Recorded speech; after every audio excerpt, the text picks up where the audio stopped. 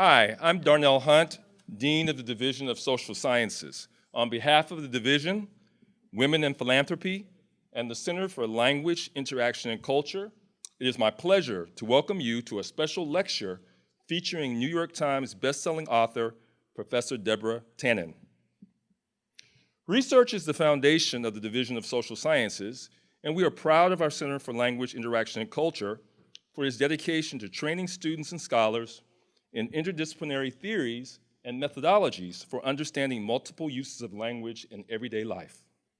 I'm now pleased to introduce my colleague, Professor Tanya Stivers, the Center's Director and Professor of Sociology. Tanya's research attempts to uncover the underlying structures of conversation using recordings of spontaneous, naturally occurring social interaction. Studying how and when people use particular interaction practices and to what effect helps us understand where the boundaries are in terms of culture and language. Professor Tanya Stivers.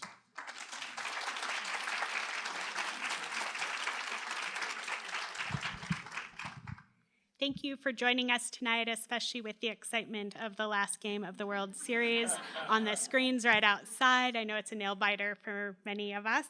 My grandma among the people who are watching with anticipation. My name, as you heard, is Tanya Stivers. I'm the director of UCLA's Center for Language, Interaction, and Culture.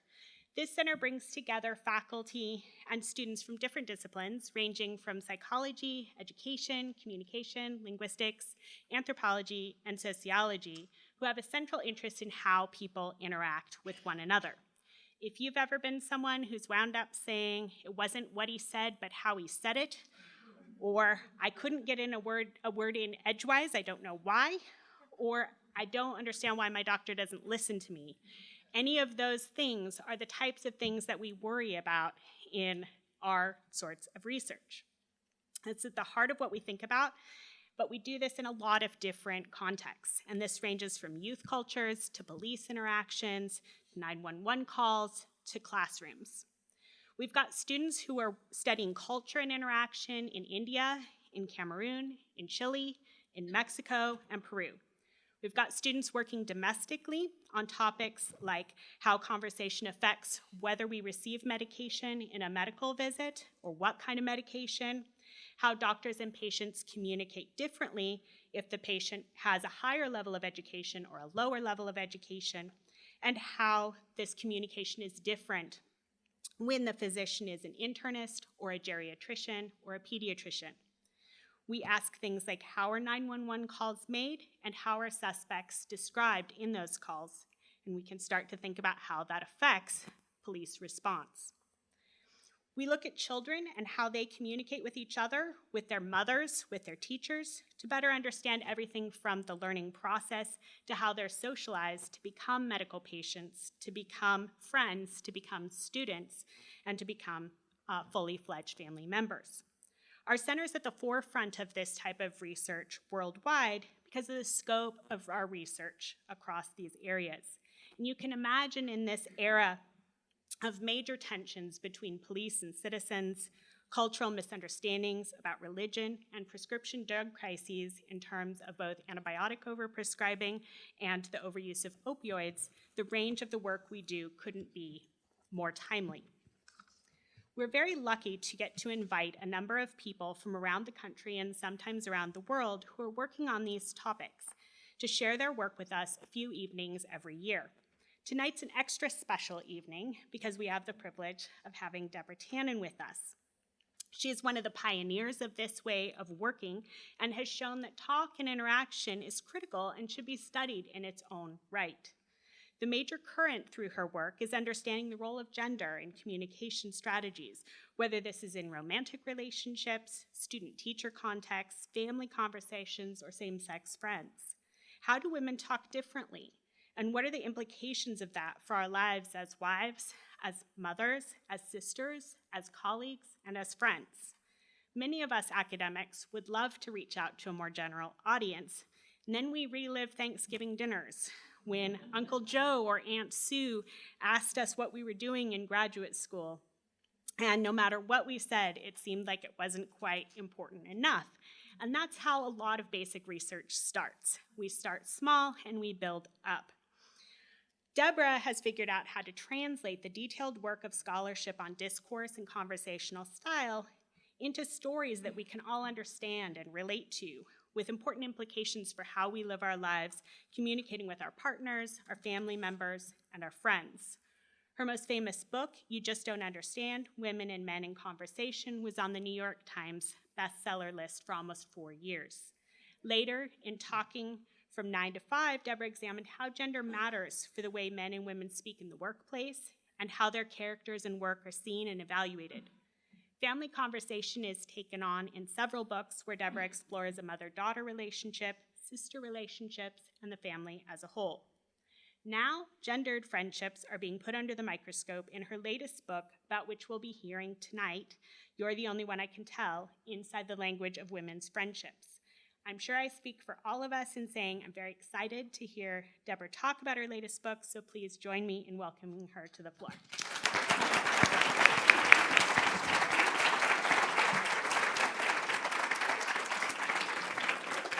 Thank you so much. What a treat to be able to speak to all of you today and to be a guest of Click. It really is a unique and so important center of this kind of research. And I've always envied people who get to work here at Click. And so everybody at UCLA for having it. Maybe I'll come around here. I'm actually not going to be using that, so I might as well just stand here myself. Can you all hear me? Okay, great. So the talk that I'm giving today is about the book that was published just recently, this past summer, about friendships among women. So I'm going to be saying things about women's friendships, but I will also be saying some things comparing friendships of women to friendships of men. And so I want to say right at the start, as I do about everything I ever write that mentions women and men, not all women and men are the same. In fact, I did not start out as an expert in gender. My first book, my dissertation, was about New York versus California conversational style. That might be another talk I might give. And I have written about Greek compared to American. And the first book that I wrote for general audiences actually was a book called That's Not What I Meant. And it's about all the influences on style. Gender was one, but also class, region, part of the country you come from, ethnic background, sexual orientation. So there are many, many influences other than gender, and I want to make it clear right at the start that I know that not all women and men are the same. So much of what I am saying about friendships among women may also apply to friendships among women and men, certainly women and gay men. My own best friend is a gay man. It's kind of interesting. I have some discussion of that in the book, and the editor wanted me to take it out. She said, this is about women's friendships. I said, those are really important women's friendships. So didn't want to, it's so important to me, I did not want to take that out. But there are patterns that tend to characterize friendships among girls and women. For this book, I interviewed 80 girls and women, ranging in age from 9 to 97.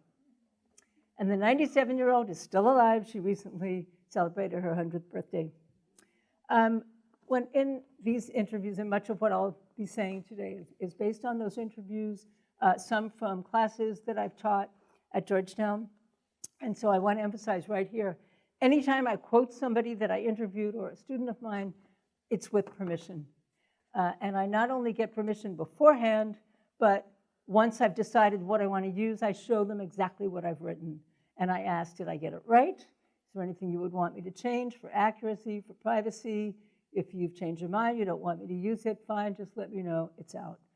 That's very important, I think, for us that do research with people who are generous enough to give us their personal lives to talk about. Okay, so the kinds of comments that I heard in these interviews that I did, most of them were effusive about how important their friendships were. So I heard comments like, my friendships with women are as essential as air. My women friends are the most sustaining thing in my life. And most of the women I interviewed said things like that. But I did also hear comments like, I find friendships with women difficult terrain to navigate. And I wanted to understand the processes that led to comments like that as well. I heard overwhelmingly, deeply moving stories about what friends did for friends, especially in difficult times.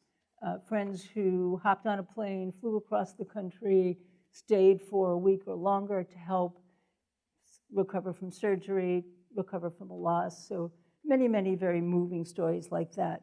A friend who called, a friend who had suffered a loss, called her every day for a year. But I also heard about friends who spoke every day for no particular reason, just because they wanted to be in touch. And in a way, that was the most constant comment that I heard, that is, she's there when I need to talk. And this is one of the things that tends to distinguish friendships among women from friendships among men. Again, only a tendency. Women tend to talk more at greater length and about more personal topics. But that does also mean you have more opportunity to say the wrong thing. And if you say the wrong thing, it's going to go deeper because the topic was personal. A woman I was talking to who was telling me about a very, very painful situation that many of us have experienced, that is the passing of a very close friend of hers. And she commented, she said, the worst thing is that I can't call her up and tell her how terrible I feel about her dying. Because she's the one that she would have called in a situation like that. So all this talk makes women's friendships very gratifying, but also sometimes complicated. And as I said, kind of distinguishes friendships between women and those typify friendships between men. So I want to retell a conversation that somebody told me about that captures this somewhat. So this was told me by a woman whose son had recently graduated from college and had moved across the country. Actually, he's in California. She's in Washington, where I live. And so she was talking to him on the phone and asking him about one of his friends that she knows quite well. So the conversation went something like this. Have you talked to Mike lately? And he said, yeah, talked to him yesterday. Well, how is he? I don't know. But you just talked to him, didn't he say? Nope. Well, how's his job? I don't know. How's his girlfriend? Don't know. What did you talk about? Football. Did you only talk about football? No. Soccer, too. And that would be unusual for a close friendship among women. When I read that interchange in a group, something like this, and a man came up to me afterwards and he said that this really rang a bell. He and his wife, he said, were friends with another couple, and he socialized regularly with the husband, and wife socialized regularly with the wife. And one evening, his wife said to him, "Isn't it terrible that they're getting a divorce?" And he was shocked. They had been playing tennis every week for months. And he said the subject of his marriage never came up. That would be surprising and unexpected in a conversation in a friendship among women. Another kind of thing I'll read you that will capture what these contrasts sometimes are. I teach a class called Cross-Cultural Communication, and all the students every week have to write what I call field notes. So they observe something or take part in some conversation, some interaction, and then they, as a field note, write a detailed description of that experience, and then they comment on it in terms of various methods we've been discussing in class. So this is somebody's field note that captures this. The student wrote, Saturday night after a party, a group of us went to Matt's house to hang out before we went home to bed. I and the other girls proceeded to sit down on the couch, and we began talking about the night, what we thought was fun, what we wished had happened, etc. I was in the middle of giving my friend Sarah advice about a boy when all of a sudden the coffee table was pushed out of the way, the guys began to wrestle, throwing each other to the couch, pushing each other off the chairs. It was funny for me to see my big guy friends wrestling as if they were 5-year-olds. But it also struck me that this is how we chose to relax. The girls began talking, and the boys got up and started fighting. And she then goes on to comment, this is something that many people have written about, including me, that agonism, that is ritual fighting, play fighting, is much more common as a form of fun among the boys than it is among the girls. Girls do fight, but they tend to fight when they mean it, less likely to fight as a form of fun. But I was amused. She said it was funny to see her guy friends acting like 5-year-olds. Well, she and her friends were acting like 5-year-olds too. They were acting like 5-year-old girls. And much of the research on kids, and Candy Goodwin, your own Candy Goodwin, has done a lot of this research to pioneer in that respect, that girls are more likely to sit and talk.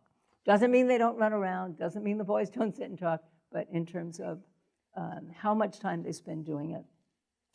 I was intrigued that she said she was giving her friend Sarah advice about a boy, and I want to say something about that.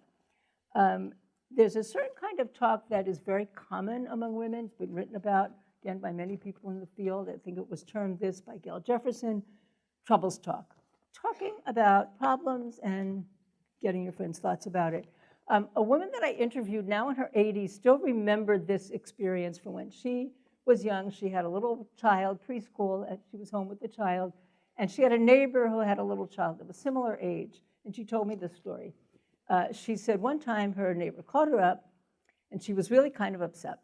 Her little boy had dropped a jar of mayonnaise on the kitchen floor, and so he had spread the mayonnaise all over the floor, and then he had added eggs to it because he was going to make a cake. And she commented that her neighbor just left the mess and came over, and we just drank coffee and commiserated. And I love that word, commiserated, because it is helpful. Why it is, I don't know, but it is helpful just to know that somebody else has gone through something similar.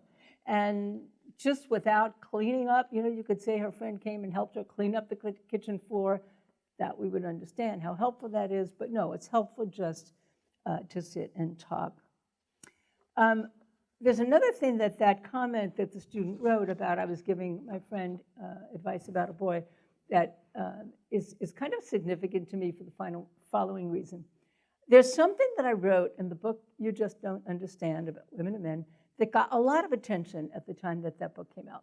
And a lot of people felt that it rang true, and it was kind of talked about a lot.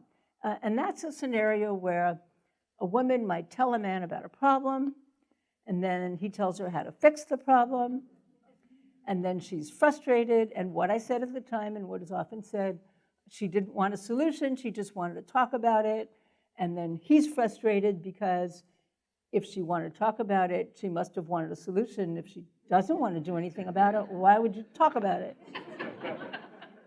So that was how I described it at the time, and it has a ring of truth to it. But I really wouldn't say that right now. I think the difference is not that she didn't want a solution, but that she probably didn't want it right off the bat. So how would the conversation go if she told a woman friend about the problem?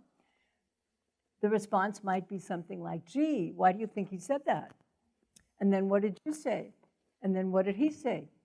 And then what do you think you might do? And what do you think will happen if you do that? So you ask questions, and then you come around to giving advice, because you need that information in order to know what advice to give. But there's something else about it too. In all the books that I write, I talk about the distinction between two levels of meaning in everything we say. The message level, that's the meaning of the words, and so if you know the language, you know what that is, but also the meta message. What does it say about the relationship that I say these words in this way at this time? How do I mean what I say, as Tanya put it, which we're all trying to answer in all our research? The meta message is what tells you what this person means when they say that. Just being willing to engage in an ongoing conversation, showing interest in all those details. How did he say it? Why do you think he said it? That shows a meta message of caring. And that very experience of having a conversation, a lengthy conversation about something that's bothering you, makes you feel less alone, and that here's somebody who cares about it.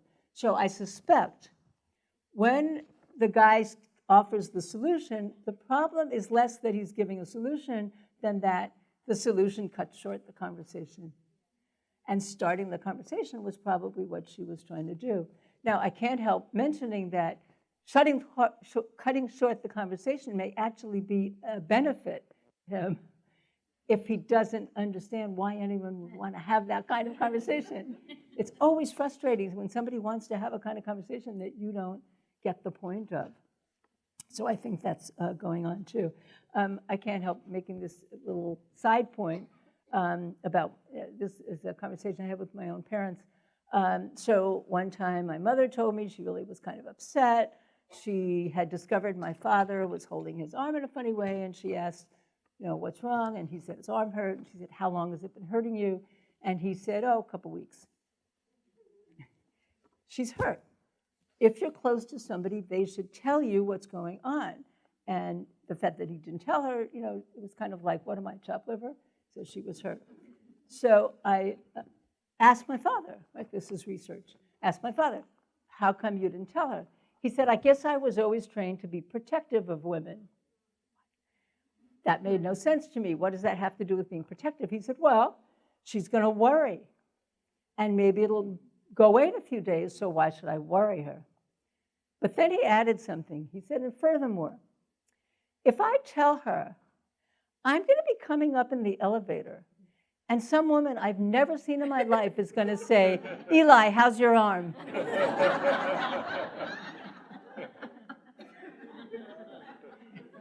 Because troubles talk is the kind of conversation we like to have. So if my mother doesn't have her own troubles to talk about, she's going to talk about my father's. Or that is actually her problem, right?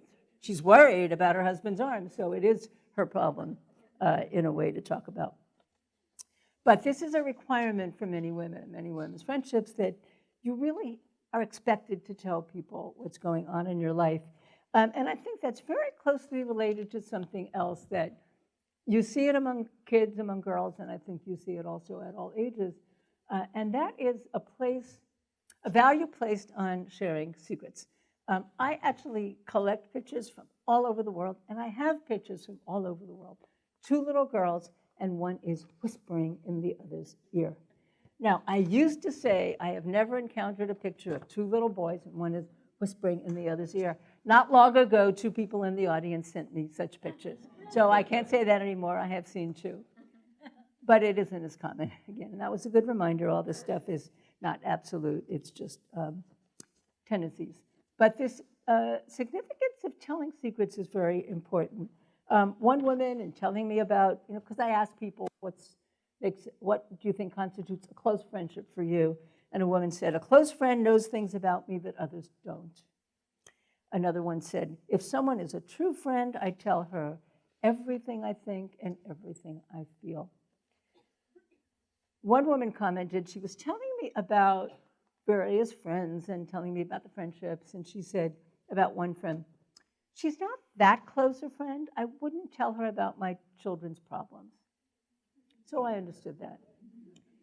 At another point in the same conversation, she said about another friend, she's not that close a friend. I wouldn't tell her what I had for dinner. Now, at first, that puzzled me. Is that a secret? But then I realized it's like the extended conversation about something that happened in your life. The interest in the small details of your life is actually a sign of closeness. And think of that end-of-day conversation with somebody you're close to, and you say what you did and what you thought and who you met and what you said. And that is, by the way, something that, again, I wrote about You Just Didn't Understand, that rang bells for some people. That can be a source of frustration. For the way I put it, actually, in that book was that heterosexual women, if they have a close relationship with a man, they expect him to be a new and improved version of the best friend. And that's somebody to whom you can tell all these little details of your life. And so if she turns to him and says, how was your day? And he says, fine, nothing. She feels like something's missing. And it's quite similar in a way to what I encountered in writing about mothers and daughters. So one daughter said about her mother, who else can I tell I got a good deal on toilet paper? Somebody who cares about the details of your life shows you're not alone in the world. So again, that interest in details sends this meta message of caring. And when I was talked to women about friendships, and again, this was very similar for sisters. I wrote a book about sisters called You Were Always Mom's Favorite, and the book about mothers and daughters, which was called You're Wearing That. In all of these, there was a certain, people told me they were hurt, it was often that they weren't told something important going on in a friend's life that they weren't told, they'd be hurt. And sometimes it would also be not having been invited, not being included. So I want to say a little bit about that. So you've probably all encountered the acronym FOMO, F-O-M-O, fear of missing out. And it's often said that that's why we're checking our phones all the time, because you're going to miss something if you don't check it. Well, I came up with 2 new acronyms. I think it's another variation on that. One is FOBLO, F-O-B-L-O, fear of being left out. With FOMO, you missed the party because you didn't check your phone in time. With FOBLO, you missed the party because you weren't invited. And that's worse. So there's something actually very realistic and not surprising that girls and women have this FOBLO, this fear of being left out, because girls do punish girls they don't like by locking them out. And it's a little different from boys. It seems like if boys don't like a boy, they'll let him play, but they'll treat him badly. But girls, if they don't like a girl, they will just lock her out. And I heard a lot of very heartbreaking stories from people, mostly about middle school, some about high school, about friends just suddenly not wanting to be friends anymore. And girls are very creative about this. There's a colleague who has studied kids, Amy Sheldon. So she observed this interaction among little girls. They're playing house. A girl came over, wanted to join them, and they didn't want her to join. But you know, in preschool, many of them have a rule: you can't say you can't play. So what this little girl said to the one she didn't like was, "You can be the baby brother, but you aren't born yet." And Amy used that as the title of her paper. Very creative about giving her a non-speaking part. In addition to FOBLO, the second acronym that I devised is FOGCO, fear of getting kicked out. And that's worse. That's not just one friend decides to reject you, or they don't talk to you, but a whole group just kicking out a girl who was part of the group. And again, I heard many, many stories about that, again, mostly from middle school, but also from high school. And it's related to something that I also heard quite a bit about, and that is cutoffs. And I'm kind of curious, how many here have ever had an experience where someone was a good friend of yours and then she suddenly stopped talking to you, or you had a good friend that you decided you didn't want anything more to do with? It's very, very common.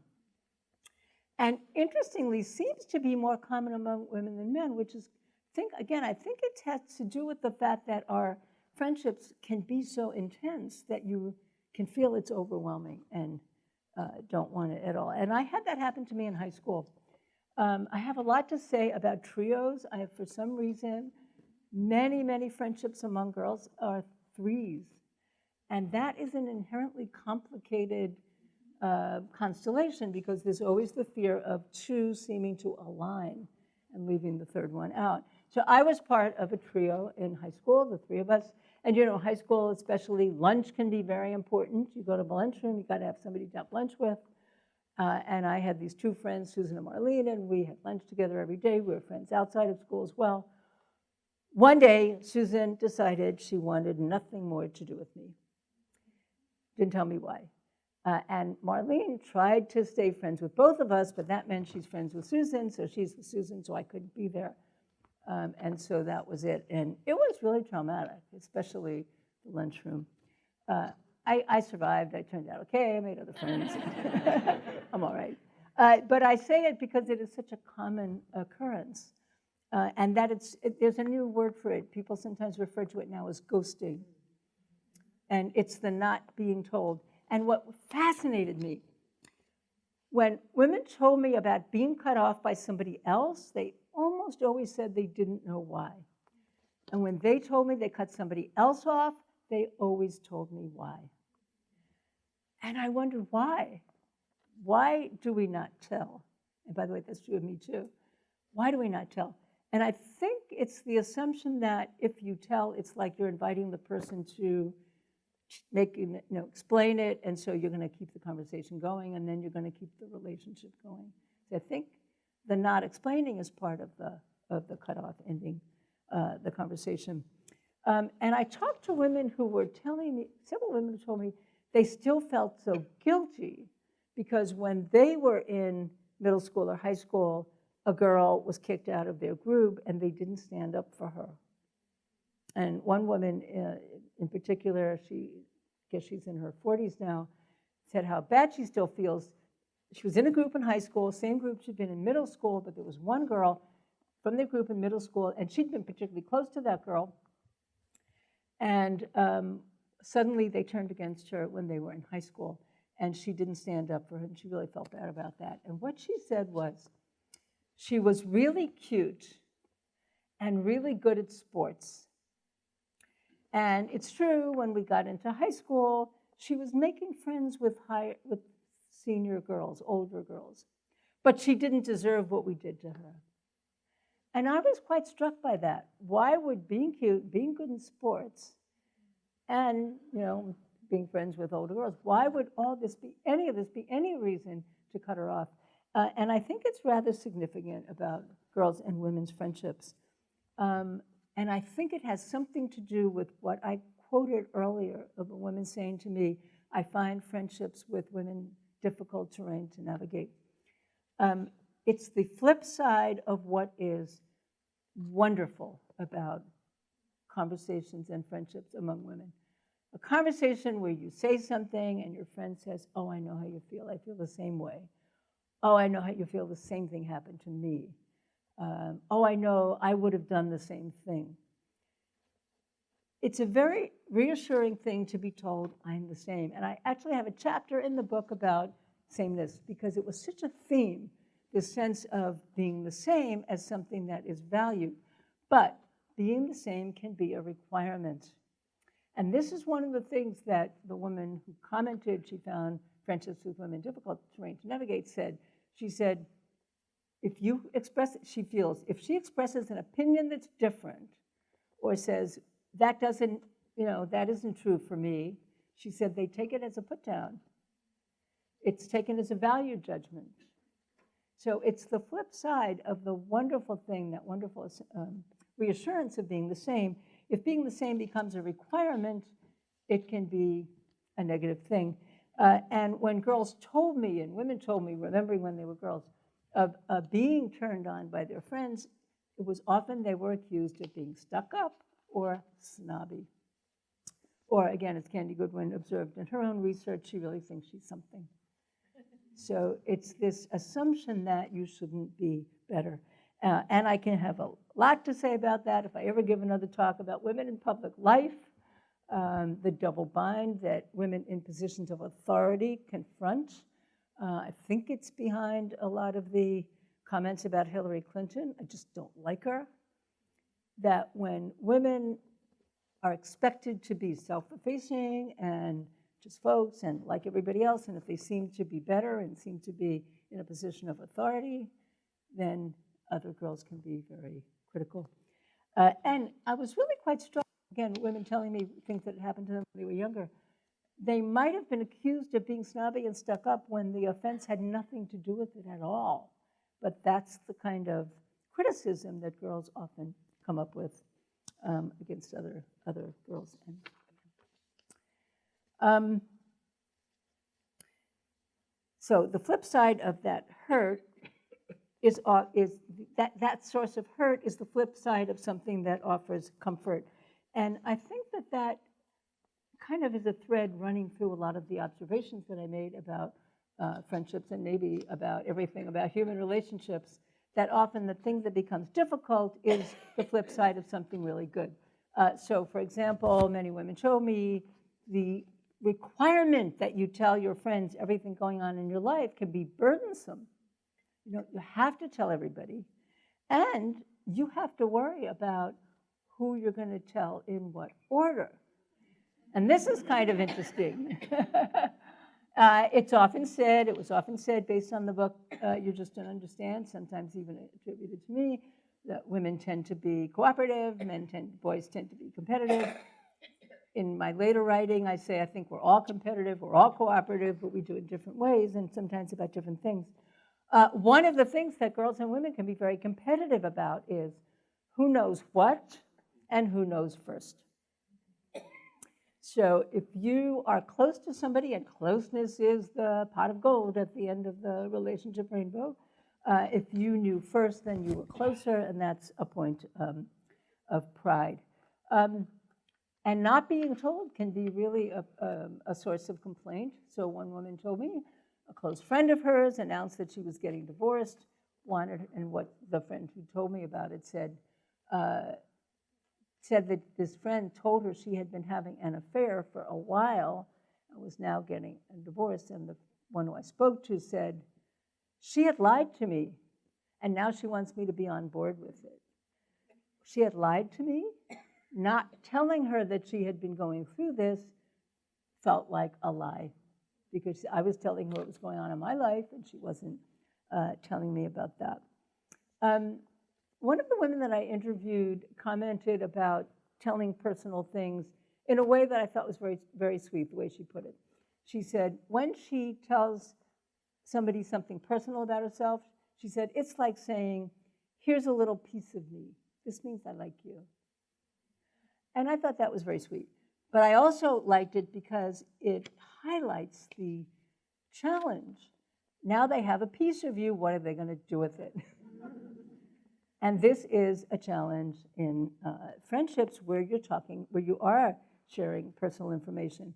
So the person you gave this little piece of you might, and again, it's about telling secrets, might inadvertently let it slip, might not have realized that it was meant to be secret, might decide to reveal it if they get mad at you, and might let it out that you told her, because that's evidence of what a good friend you are. And you want people to know that you knew sooner. A woman told me that her mother had warned her about this. Her mother said from the time she was young, her mother said, be very careful about revealing personal information to women who play bridge or get their hair cut every week.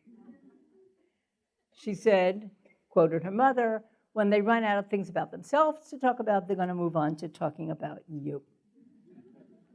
And so this is another example of what I would describe, as I referred to earlier, that the risks are the other side of the gifts. The being able to talk about personal things is one of the wonderful gifts, and it's also one of the risks. I want to move on to something quite different that does tend to, again, make women's friendships maybe a little bit more complicated. And this is something that varies very much by culture as well as gender. But I'm going to contrast conversations among women with conversations among men that my students reported in field notes about solving challenges involving roommates. And I'm going to have to get a drink of water.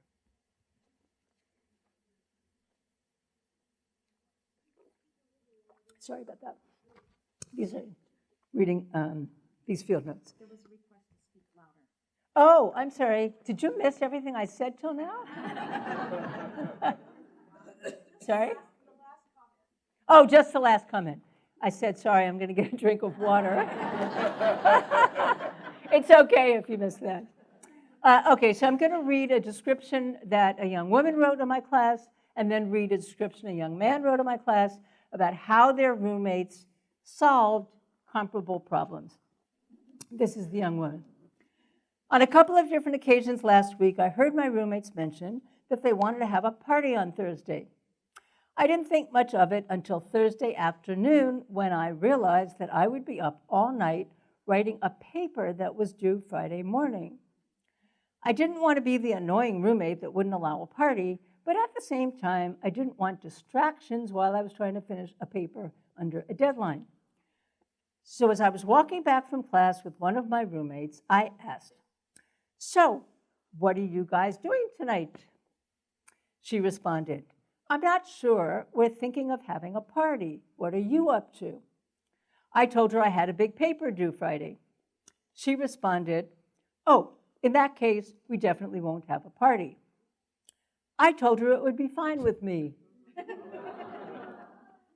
But she restated that they would not have a party, and that time I didn't resist. That's how she solved it. Now I'm going to read you how a young man described a similar situation. I couldn't help but overhear a brief exchange between my apartment mates this week. I was doing something or other in my room with the door open. One of my apartment mates was in his room with the door closed, cramming for his organic chemistry test the next day. My other two apartment mates were watching the World Series in the common room, passionately yelling at every play. This went on for a while until the one studying opened the door and yelled, "Guys, can you keep it down? I'm studying here." The response was, "No." The one studying followed with a quick, "Go to hell." The conversation concluded with a remark from the common room, which I cannot read in public, but it starts with the letter F, and they actually said it, F you. And with that, the problem was solved. They lowered the volume on the television and mellowed out considerably. No one was mad, just a typical way of problem solving in Henley 60, and that's the name of the door. So quite a contrast. I sometimes read this when I talk to my class about indirectness, because it has often been said, again, often attributed to me, that women are more likely to be indirect than men. And again, I have written since, I don't think that's true across the board. It does tend to be true. There are many cultural differences. In fact, I talked this afternoon about the very first paper I ever wrote in linguistics, and it was about conversations I had had with the man I was then married to from Greece, where he was indirect and I was direct. And I think that's partly because of my background, which is Eastern European Jewish, and I grew up in Brooklyn. Anybody else from that background? But there does seem to be a general tendency among Americans that women are more likely to be indirect when it comes to getting their way. I think men tend to be more indirect about other things, for example, apologizing. That's another whole story. But you know what? The guys were indirect too. They were indirect. They were saying the opposite of what they meant. They said no, they said go to hell, but they were going to accommodate. So it's just different ways of being indirect. But that style that was common, that I just read you among the women, is the girls, they call themselves girls, was very typical of much of what I heard from young women in my classes, especially about making decisions. And I encountered a very parallel situation in a work situation, parallel conversation, a work situation. I appeared at a conference. I was going to be a speaker. The woman running the conference mentioned to me, that it was a plenary speaker, that one of the other plenaries, someone we both knew, was not going to be there. And she said, "Judy called me this morning, and she said," this is the one organizer quoting Judy, "Judy called me this morning, she said, 'Oh, I'm coming down with something, I feel horrible, I think I've got a fever, but if you really need me, I'll come and give my paper.'" And the organizer reported to me, and I told her, I really need you to stay home and take care of yourself. And I said, that is wonderful. Can I quote that in my talk? And she said, yeah, sure, absolutely. It was great direct communication. She thought it was direct because it was clear. There was no question that when Judy said, if you need me, I'll come and give the talk, she knew that her friend wasn't going to say, I don't care if you're sick, you get out of bed and you come here and you give that talk. There was no way she was going to say that. So, yeah, it was indirect, but it was clear. And I think this is really key. Indirectness is not perceived as indirectness by the people who use it. You have said what you meant. However, I happen, and Robin Lakoff has written about this at great length. Why would anyone communicate that way? There's a clear payoff, two payoffs. One, you didn't make the demand, as the young woman said. I didn't want to be the annoying roommate that wouldn't allow a party. And you feel that someone is accommodating because they want to. And the person who does the accommodation doesn't feel they were forced to. They feel they did it out of their own choice. I did have the opportunity to observe a situation in which it didn't work. I was in the office of a colleague of mine, another woman. Phone rang. She picked up the phone, and I heard her side of the conversation. It was something like this. Oh, gee, I don't see how I could possibly do it. This is one of the worst terms I've ever experienced. I'm teaching an overload course. 4 of my dissertation students are defending this term. I'm on the rank and tenure committee. I knew it would be a lot of work, but it's even worse than I expected. But if you can't find anybody else, of course I'll do it. And when she hung up the phone, she looked at me with a true sense of shock on her face, and she said, I told him I couldn't do it, and he put me on the committee anyway. I believe she felt she had said no, but she said it in a way that depended on him to acknowledge that she was saying no.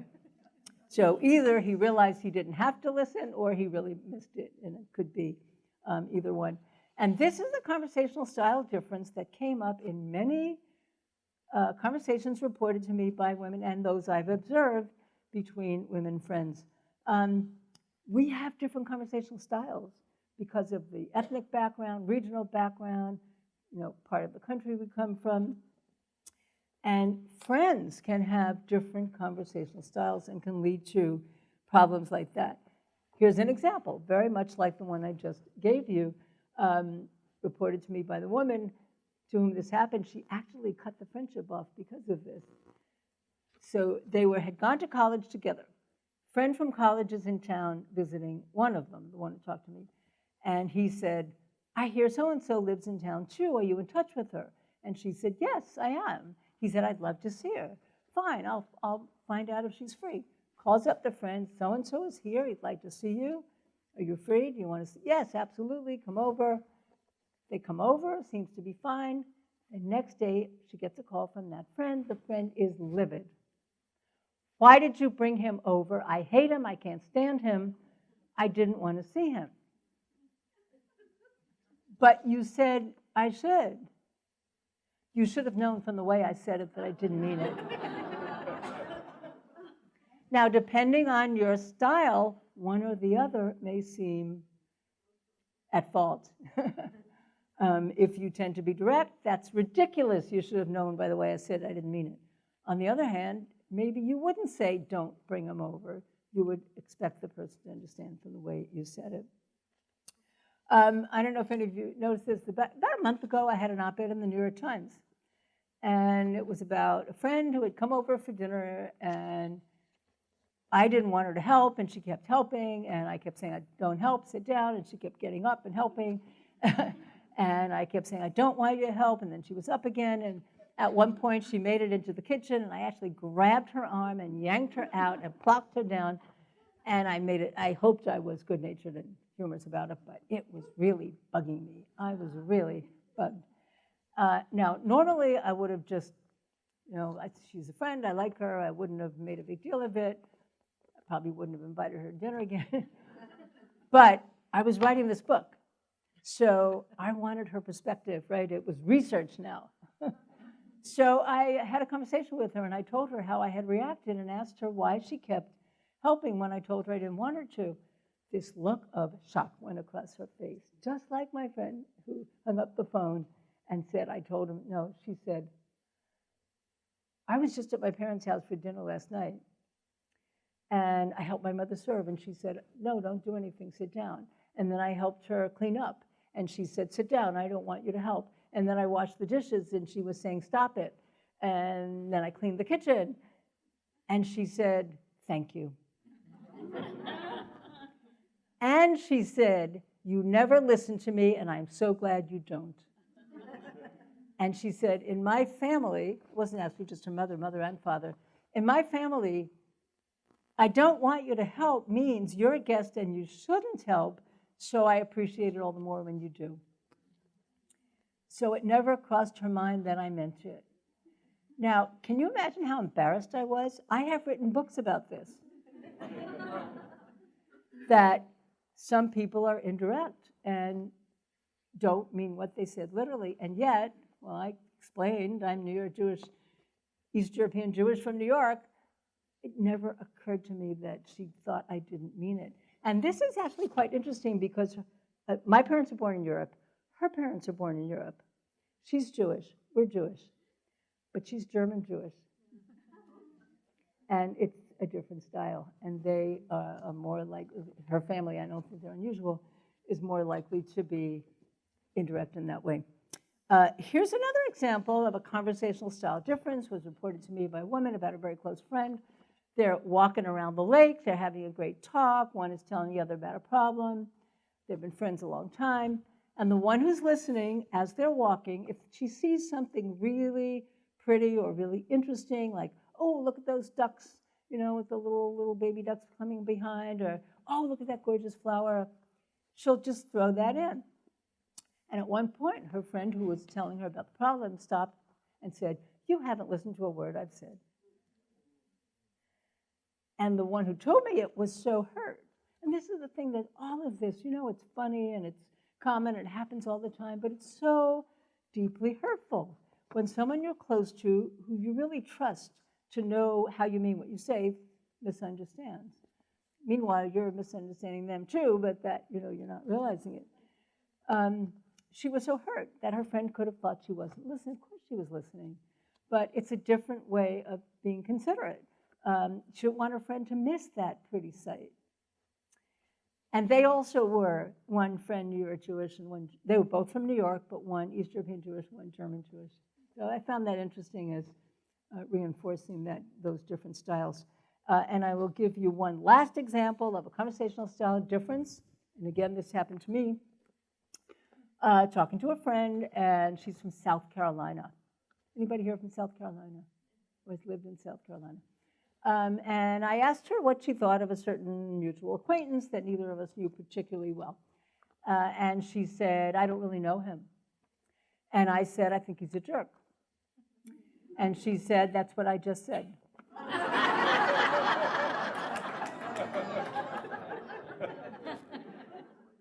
And I said, what? She said, well, in South Carolina, you cannot say somebody is a jerk. So you have to proceed on the assumption, if I knew him long enough, I'd find something to like. So I don't really know him means I haven't found anything to like. I found this interesting but unconvincing. It didn't quite make sense to me. But I was in luck. Not that long later, I was at some sort of reception. I met someone for the first time, and he said he was from South Carolina. So I asked him, supposing you asked someone what they thought of someone, and that person said, I don't really know him, what would that mean? And he said, that means he's a no good, no count. So it was confirmed. Now, again, this is somebody I'm friendly with, not a close friend I'm friendly with. I quake in my boots to think what she thinks of me when I say somebody's a jerk, that you really can't say in her culture. And one last example, this is a very short one, don't worry, it's not a long story. Woman whose mother was in the hospital told her friend her mother's in the hospital, and then the friend never asked, how's your mother doing? And that hurt her because she assumed if you care, you're going to ask. So she confronted her friend. And the friend, who was Vietnamese American, I think that could have not been coincidental, said, "Oh my goodness, my family always taught me you don't ask personal questions like that. If somebody wants to talk about it, they will volunteer." And these kinds of differences just cut to the core of what you think the relationship is about, how we judge whether somebody cares or not, that meta message of caring, and they can all be different. So let me wind up. What I try to do in this book then is just to understand all the ways that friendships, particularly women's friendships, can be so deeply gratifying, but also how they can be challenging. And I did talk more today about the challenging part because the misunderstandings, in a way, I guess, are the most revealing, letting you know what is going on that you might not notice if something didn't go wrong. But I also have lots about what's wonderful about the friendships. You don't have to worry if you give it to a friend, she's going to think you're accusing her of doing something terrible. And I do focus in particular on the role of talk, of course, since that's my field. But I think it can help to know that kinds of frustrations that you might experience with a friend may be similar to those that others experience, that it may just be traced to different assumptions, different conversational styles, habits, and it may have nothing at all to do with anything either of you did. And I'm going to conclude by telling you that I did find out that was what happened with my friend Susan, who stopped talking to me in high school. And I'll tell you how I found out. Very shortly after we graduated from high school, I wanted to contact her and ask her why she stopped talking to me. And I looked for her in the alumni magazine. She was not in the alumni records. I knew which college she had gone to, but she was not in this is, after we had graduated from college, she was not in the alumni records of her college. And then the internet came along, and I started Googling her. But as happens so often with women, she had got married young and changed her name, so she wasn't findable. From the moment that I made up my mind to write this book, I also made up my mind I am going to find her and get the answer, because now it's research I needed for the book. Well, I had actually a complete draft of the book. And again, I'd been Googling like crazy, and I'm not especially talented with that, but no sign of her. But I have a friend who's really gifted at finding information online about relatives that came from somewhere else. So if you want to know what boat your grandfather came on, he can find it. So I was talking to him about it, and I remembered my friend Susan her family was from Iraq. I thought she was born in this country, but I knew her parents were born in Iraq, and she had several much older siblings who had been born in Iraq. So I thought maybe he can find something, and I gave him the name. So this was Friday night. Sunday morning, I get an email from him. He found the immigration records. She was actually born in Iraq, too. Her name was Suad. Changed to Susan. She was 7 when she came. But luckily she had an older brother who he was able to find, and he found the email address of the older brother. So I immediately began composing an email to write to the brother. I wrote to the brother and said, "Are you the brother of this Susan that I knew in high school?" And he very quickly answered and said yes, and he CC'd her, different last name. So I began composing the email to write to her, and I was really working hard on it because I thought maybe she still doesn't want to talk to me. But as I was laboriously trying to craft the right email, an email came from her. And 2 hours later, we're talking on the phone after 54 years since she last spoke to me. And the first thing she said was, "It was my brother who made me stop talking to you." Not that brother, different brother. If it was the other brother, maybe he wouldn't have put us in touch. And what she said was, her brother felt that I had too much influence over her. And they were a very conservative family. In fact, they she was supposed to either be at school or at home, and she was telling her family she was in the library, and I was taking her to Greenwich Village. And so the brother threatened that if she didn't stop talking to me, he would tell the parents, and obviously there would be terrible repercussions. But what she said is he told her that I had too much influence over her. And then she said, but I think he was just jealous. And that just fascinated me because, and you can see this in the book, I had already written a paragraph in which I had said, sometimes when you live with parents or caretakers who are older, they make the younger person cut off friends. And it may be for good reason, and sometimes it might be, even though they may not realize it, that they're just jealous. So I was very, very pleased that that was evidence that what I had written had some truth to it. And now we're friends again, and that has a happy ending. But I end with that because, one thing, it's dramatic, but also the cutoff in itself, I think, was a testament to how deep and how powerful friendships can be. So I'll stop there. Thank you.